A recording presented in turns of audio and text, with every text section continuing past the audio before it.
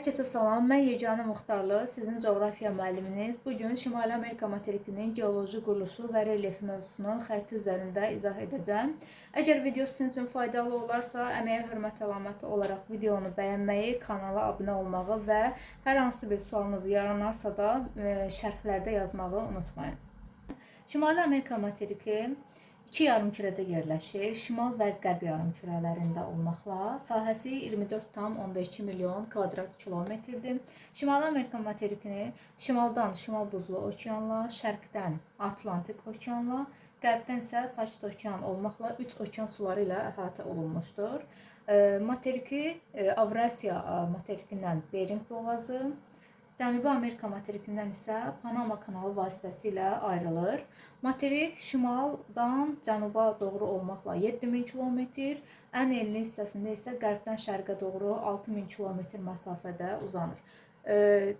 Xəritədən də aydın göründüyü kimi materikin sahil xətləri çox girintili, çıxıntılıdır. Yəni sahil boyu hissələrdə çoxlu ada və yarımadalar yerləşir. Bunun da səbəbi materikin çox parçalanması, sahil xətlərinin çox girintili, çıxıntılı olması, 4-cü dövr buzlaşmasının təsirinə məruz qalması və s. kimi səbəbləri deyə bilərik. Şimali Amerika materikinin Avrasiya materiki ilə bir çox oxşar xüsusiyyətləri var. Deməli, bunlar nələrdir? Materikin şimal hissəsinin 4-cü dövr buzlaşmasının təsirinə məruz qalması, sahil xətlərinin çox parçalanması və qədimdə Lavrasiya qurusunun parçası olmasıdır. Materikin ucqar nöqtələrinə baxaq. Şimal ucqar nöqtəsi Bute yarımadasında Murchison burnudur. Murchison burnu deməli Kanadanın ərazisinə düşür. Arktik iqlim qurşağındadır. Təbii zonası isə Arktik səhralar zonasıdır. Cənub ucqar nöqtəsi Cənub ucqar nöqtəsi deməli Panama ərazisində Mariato burnudur. Mariato burnu subekvatorial iqlim qurşağında və dəyişkən rütubətli meşələr zonasında yerləşir. Şərq ucqar nöqtəsi St. Charles burnudur. St. Charles burnu isə Kanadada Labrador yarımadasının şərq hissəsindədir. Bu burunda subarktik iqlim qurşağında və tundra təbii zonasında yerləşir. Qərb ucqar nöqtəsi isə Uest şəhzadəsi burnudur. Uest şəhzadəsi burnu isə ABŞ-ın ərazisinə, Alyaska ərazisinə düşür. Subarktik iqlim qurşağıdır və təbii zonası isə tundra təbii zonasıdır. Materikin sahil hissələrində çoxlu və ada və yarımadalarla əhatə olunmuşdur. Bunlara nə deyə bilərik? Ən böyük yarımadalarından Labrador yarımadasını deyə bilərik. Daha sonra Florida yarımadası, Yucatan yarımadası, Kaliforniya yarımadası, Alyaska yarımadasını qeyd eləmək olar. Sonra ucqar şimal nöqtəsinin yerləşdiyi Butia yarımadasını qeyd eləmək olar. Daha sonra Kanada Arktika arxipelagına aid olan çoxlu sayda adalar qrupu var. Ən böyük ada Qrinlandiya adasını qeyd eləyə bilərik. Daha sonra Baffin torpağı adasıdır. Victoria, Banks, Ellesmere, Devon adalarını qeyd eləmək mümkündür. Burada Baham adalarını, yəni Antil adaları qrupunu deyə bilərik. Böyük və kiçik Antil adaları yerləşir. Baham adalarıdır, Kubadır, Yamaykadır, Haiti adaları və digər xırda adaları qeyd eləmək olar. Bu da onun sahil xətlərinin girintili, çıxıntılı olması ilə əlaqəlidir. Şimali Amerikanın relyefi öyrənilərkən iki hissəyə bölünüb öyrənilir. Qərb hissə və şərq hissə. Bunları bölürük iki hissəyə. Deməli, şərq hissə nəyə aid olunur? Şərq hissə böyük düzənliklərdən, baxın, meridianal şəkildə yerləşən böyük düzənliklərdən sağda qalan hissədir. Yəni, şərq hissə platforma, Şimali Amerika platforması üzərində yerləşən, baxın, bu hissə hamısı platforma ərazisidir. Burada nələri qeyd edə bilərik? Labrador yarımadasında Lavrenti yüksəkliyini qeyd eləmək mümkündür. Burada çoxlu buzlaq relyef formaları var. Buzlaşmanın təsirinə məruz qaldığı üçün, Kanozoin 4-cü dövründə baş verən buzlaşmanın təsirinə məruz qaldığı üçün, burada həmçinin materikin şimal hissələrində buzlaq relyef formaları üstünlük təşkil edir və burada buzlaq mənşəli gölləri də qeyd edə bilərik. Daha sonra burada böyük göllər sistemi var, ABŞ-ın ərazisində və Kanada ərazisində yerləşən. Böyük göllər sistemini əhatə edən mərkəzi düzənlikləri də əsas relyef formalarındandır ki, burada həm buzlaşmaya görə buzlaq relyef formaları, eyni zamanda çayların fəaliyyəti ilə əlaqədar olaraq burada bir çox relyef formaları yaranmışdır. Eyni zamanda əlavə olaraq deyə bilərik ki, dünyanın ən böyük Kars mağarası, yeraltı suların fəaliyyəti ilə, Kars prosesi ilə yaranan Kars mağarası da ABŞ-da Flint Mamont mağarasıdır. O da Şimali Amerikanın əsas relyef formalarından biridir. Mərkəzi düzənliklərdən qərbdə meridianal şəkildə böyük düzənliklər yerləşir ki, böyük düzənliklər relyefin şərq hissəsi ilə qərb hissəsi arasında sərhəd rolunu oynayır.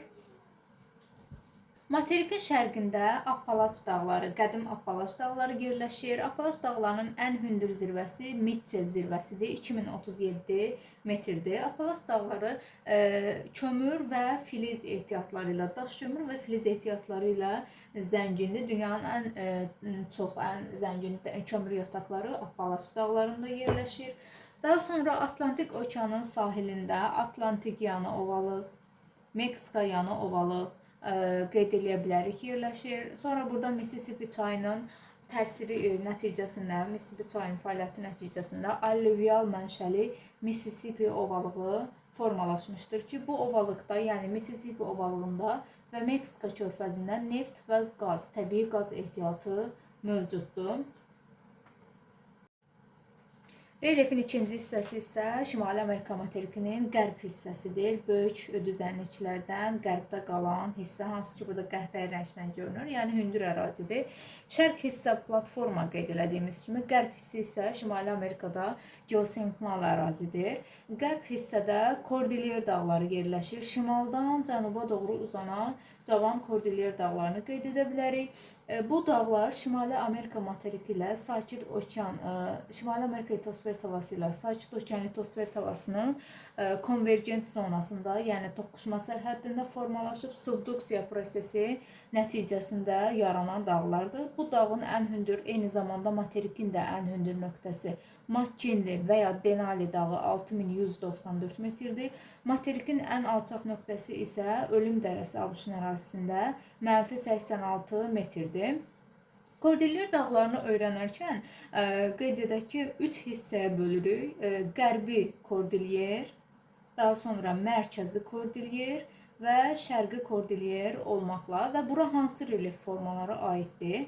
Qərbi Kordilyer sahil boyu əraziyə, ən qərb hissədə olan ərazilərə aid edirik ki, burada sahil silsiləsi, daha sonra Kaskad dağları, sahil silsiləsinin davamı və Sierra Nevada dağları aid edə bilərik. Cənub hissədə Meksika ərazisində isə qərbi Sierra Madre dağını qeyd etmək lazımdır. Bu qərbi Kordilyerə aid olan ərazilərdir. Daha sonra mərkəzi Kordilyer, yəni bu qərbi və şərqi Kordilyerin arasında qalan hissədə isə böyük hövzə, Colorado platosu və əlavə olaraq Meksika yaylası. Bu hissədə də Meksika yaylasının denudasyon mənşəli olan düzənliyi aid edirik. Şərqi Kordilyerə isə baxın qayalı dağlar, daha sonra şərqi Sierra Madre dağları aiddir. Deməli, qərb, mərkəzi və şərqi olmaqla Kordilyer dağları 3 hissədən ibarətdir. Gördüyünüz kimi Meksika yaylası baxın bu hissədə əhatə olunub şərq hissəsində şərqi Sierra Madre dağları ilə, qərb hissəsində isə qərbi Sierra Madre dağları ilə əhatə olunmuşdur. Kordilyer dağları cavan dağdır və geosinklinal ərazidə yerləşir və eyni zamanda əlavə olaraq deyə bilərik ki, burada aktiv vulkanlar mövcuddur. Hansı vulkanlardır? Gəlin baxaq. Rainier vulkanı, Shasta vulkanı, daha sonra cənub hissəyə düşürük. Colima vulkanı, Meksikadakı aktiv vulkanlar. Colima vulkanı, daha sonra Popocatépetl, Orizaba, Taxumulco və Momotombo vulkanlarını deyə bilərik. Şimali Amerikanın relyefində şərq hissədə əlavə olaraq qeyd etmək olar ki, baxın Labradorda Lavrenti yüksəkliyi və Kanada qalxanı. Bu hissədə Kanada qalxanı və Lavrenti yüksəkliyi hündür ərazilərdir və bunlar antekliz hesab olunur. Antekliz nədir? Platforma ərazisində olan relyefdəki qalxmalardır. Digərlərini isə Mississippi ovalığıdır, daha sonra Atlantik yanı ovalıqdır, Meksika yanı ovalıqdır. Bunlar isə sinekliz hesab olunur. Yəni platformadakı enmə sahələrə də deyilir sinekliz.